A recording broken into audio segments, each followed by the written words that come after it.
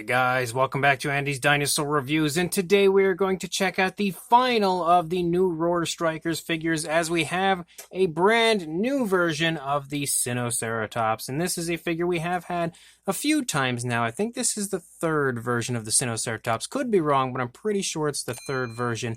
And it's one that I wasn't honestly all that excited about, but having it here in hand, I feel like the coloration does look a little nicer than I was expecting it to. It certainly needed more coloration to really be, beautiful, but it still looks okay. But we can't truly judge, I guess, until we get it out of the packaging and check it out from there. But again, it's your standard when it comes to the Dominion box art, and then here on the back, pretty much what you would expect. We've got an image there previewing the action feature of our Sinoceratops, as well as some other figures, again, that are down here in this wave of Roar Strikers. So let's pop this out of the box and check this out. And here is our newest version of the Sinoceratops, and I actually like it a lot more than I was expecting to, because I didn't realize that there was quite as much coloration out there on the tail as there is. For some reason in my head I thought it was just like a little cluster of color up here and then it disappeared, but this definitely looks cooler with the coloration out there on the tail. If only Mattel could take that hint and give it coloration from the tail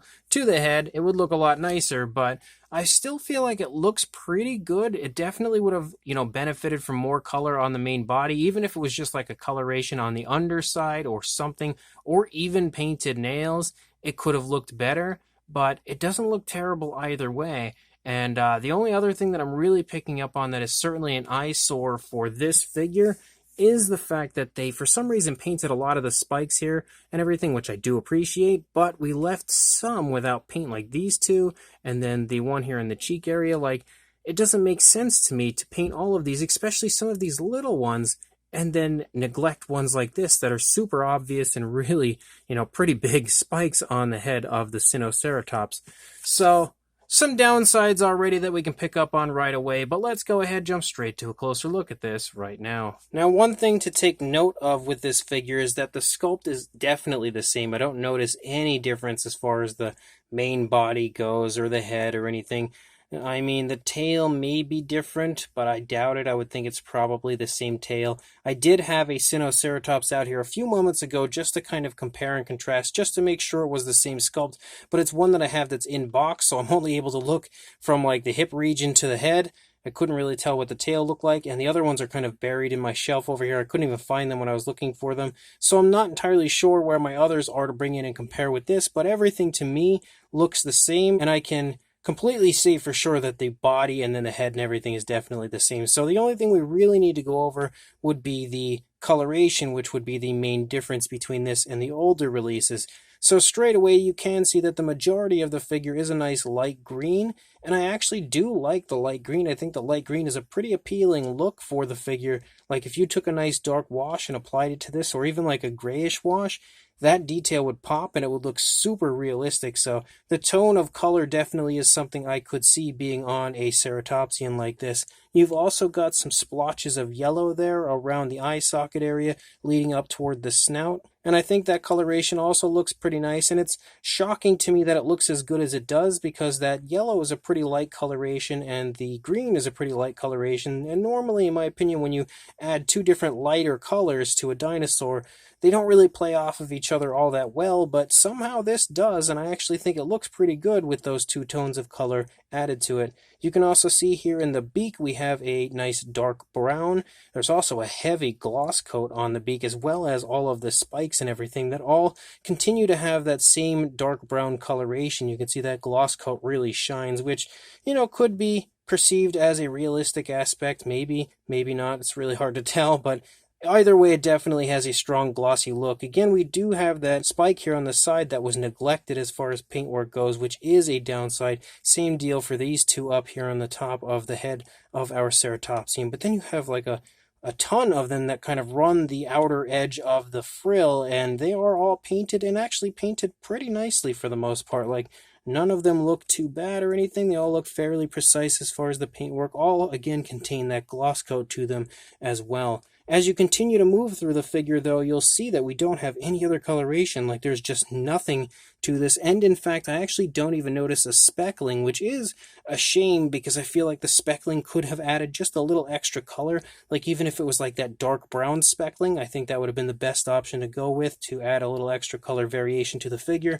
But I really don't see it anywhere. We don't have any coloration. Like you can see, we have a little bit of a glossy look for the nails.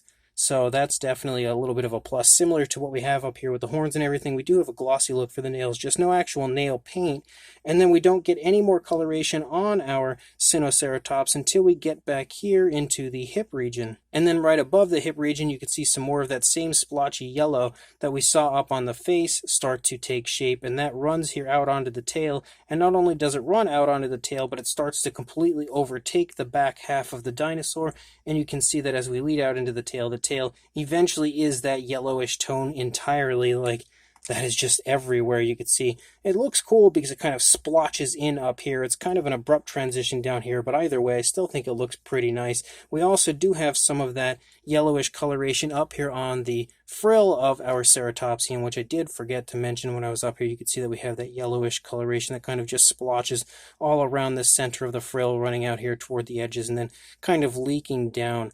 And the coloration, again, it looks pretty good. It's not my first choice as far as coloration for a Sinoceratops, but it actually is kind of creative, a little bit different than what you usually see from Mattel, like coloring the tail out here rather than the main body and stuff like that. So it's kind of nice as far as that goes. Definitely not the best version of a Sinoceratops. And if they would have just painted some of these spikes that are neglected, I think it would have been a lot nicer.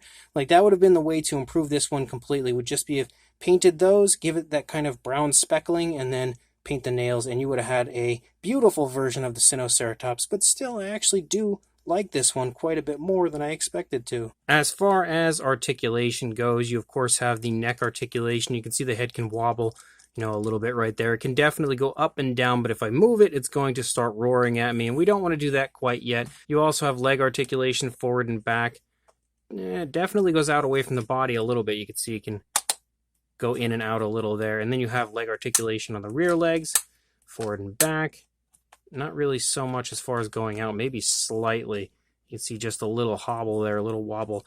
And then you also have the articulation of the tail with a swivel tail. But then we have the action feature, and again, we have the ability to just kind of push this down, and it's going to activate the action feature. Head's kind of tilted a little bit.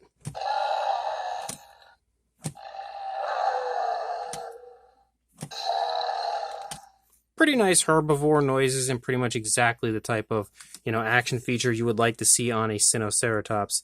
And also, before I forget, I think I did forget to show you guys the Jurassic Facts app code, and I know many people like to scan their figures from the video, so there is the app code if you would like to add this one to your collection. But again, it's got a pretty nice action feature, pretty nice articulation, pretty much your standard as far as Mattel Ceratopsians go.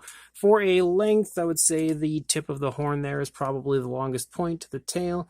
You're looking at about 13¼ inches, or around 33½, closing in on 34 centimeters.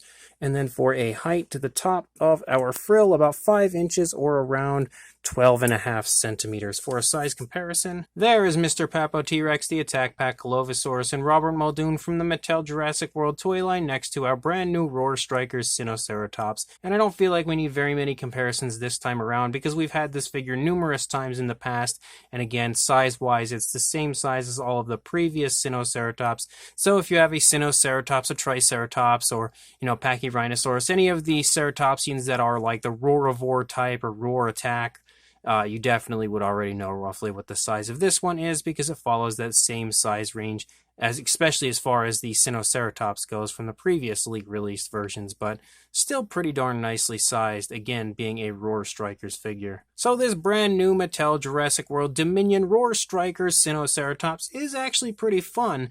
I would say it is probably the weakest link of the newest ones just because it's like the only species of the new line of Roar Strikers that we did already have, so it's basically just a repaint with a slightly different action feature. But it's still actually much nicer than I expected it to be because the coloration looks a lot better on it than I thought it would. It's again not perfect. It of course could use improvement like painted nails and stuff, but overall the color scheme is actually pretty nice, pretty flashy, but still looks natural, which I do really quite like. And all of the paint application is very nicely applied to the figure as well, so it looks natural on the figure.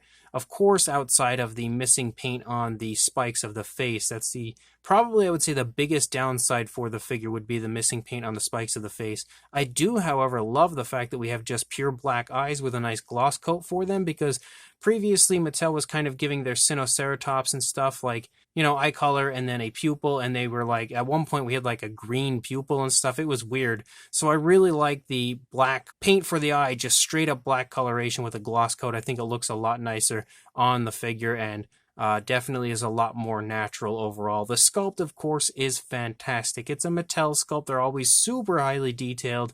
Maybe not always the most accurate versions of a dinosaur that they create, but they still look really good as far as the fine detail goes. And when it comes to screen accuracy as to how we see the Sinoceratops displayed in Jurassic World, that's pretty much spot on with this figure. And then you also have some really nice articulation. You've got a pretty smooth action feature, as well as some very nice herbivore-like noises. And as a whole, you've got yourself a pretty darn nice Roar Strikers Sinoceratops. So if you are interested in picking this up, I will include a link in the description to where you can do that on Big Bad Toy Store, where I purchased mine. So make sure you check the link down in the description. Go grab yourself this Roar Strikers Sinoceratops before it sells out, and make sure you like, comment, and subscribe, and I will see you in the next review. Thanks for watching.